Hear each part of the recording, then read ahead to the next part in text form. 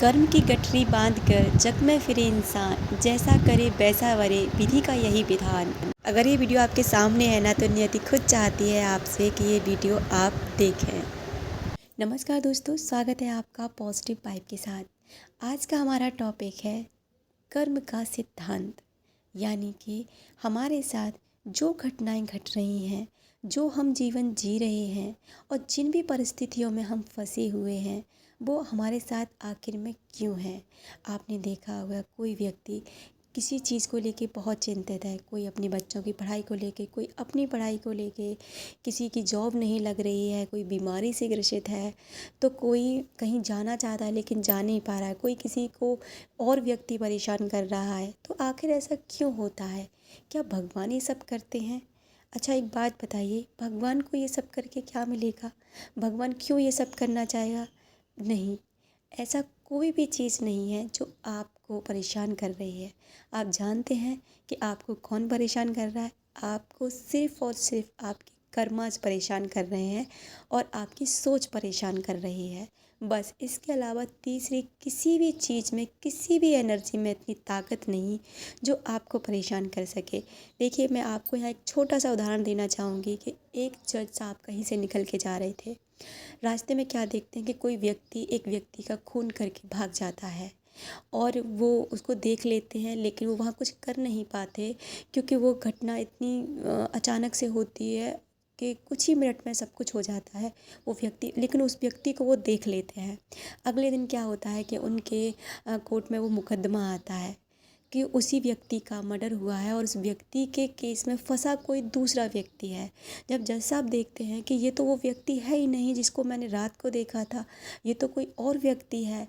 उन्होंने लेकिन सबूत, गवाह, जो सारी चीज़ें थी ना, सब उसके फेवर में थी, यानी कि उसके अगेंस्ट थी, यानी कि उसको एक गुनहगार साबित कर रही थी।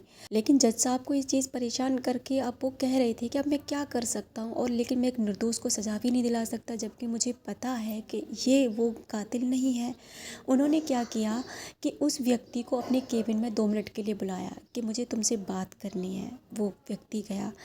जज साहब ने कहा कि देखो, मैं जानता हूँ कि तुम वो व्यक्ति नहीं हो जिसने कल वो मर्डर किया था, तो ये बताओ कि क्या तुमने अपने जीवन में कुछ ऐसा गुनाह किया है जिसकी सज़ा तुम्हें आज यहाँ मिलने वाली है? क्योंकि सारे गवाह, सबूत, जो भी चीज़ें हैं, सब तुम्हें गुनहगार साबित करते हैं। इसका यहाँ सज़ा तुम्हें मिलेगी, यहाँ तुम्हें कोई नहीं बचा सकता।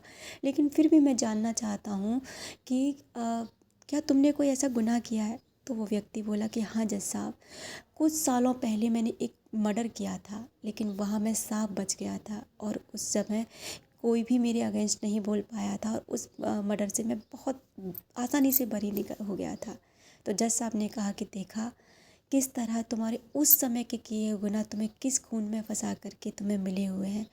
तो ये बात हमें बहुत अच्छे से समझ लेनी चाहिए कि कोई परिस्थिति आपको वही दोस्त दुख नहीं देगी। आपको दुख देने के लिए, आपको आपके कर्मा भुगतवाने के लिए कोई और ही इंसान उसका वो बनेगा, मतलब कारण बनेगा।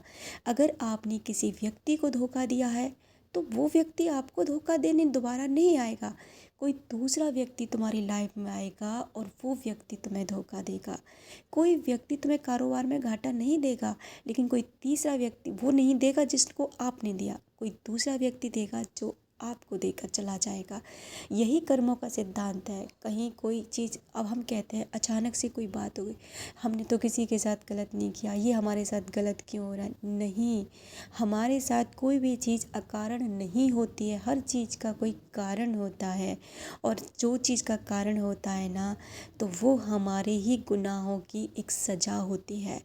क्योंकि कर्म हम कभी माफ़ नहीं करते, ये हर हाल में हमारे पास लौट कर आते हैं।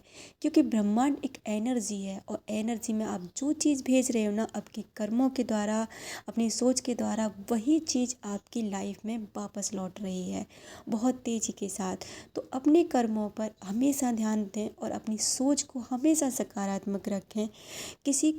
किसी की आंखों में आपकी वजह से आंसू आना वो दुख और पाप है, और आपकी वजह से किसी के होठों पे मुस्कान आना ये पुण्य है। और यही पाप और पुण्य का खेल होता है।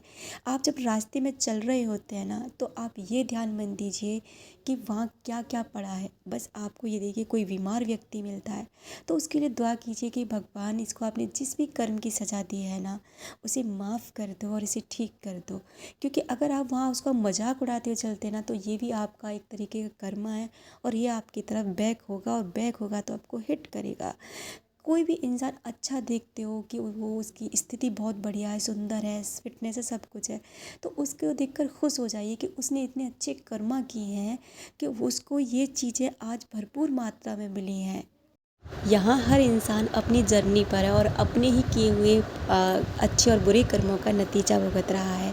हम इंसानों के पास इतनी बुद्धि और विवेक है कि हम सही गलत की पहचान कर सकते हैं। अगर ये वीडियो आपके सामने है ना तो इस वजह से है कि आपके कुछ अच्छे कर्म आए तो वो आपसे आपको ये ज्ञान देना चाहते हैं कि आप सही और गलत को पहचानिए और आप अपने रास्ते पर आगे बढ़िए। इसलिए हमेशा सकारात्मक रहें, खुश रहें, स्वस्थ रहें और मस्त रहें। उम्मीद है ये वीडियो आपको अच्छा लगा होगा। थैंक यू सो मच मुझे अपना कीमती समय देने के लिए। धन्यवाद।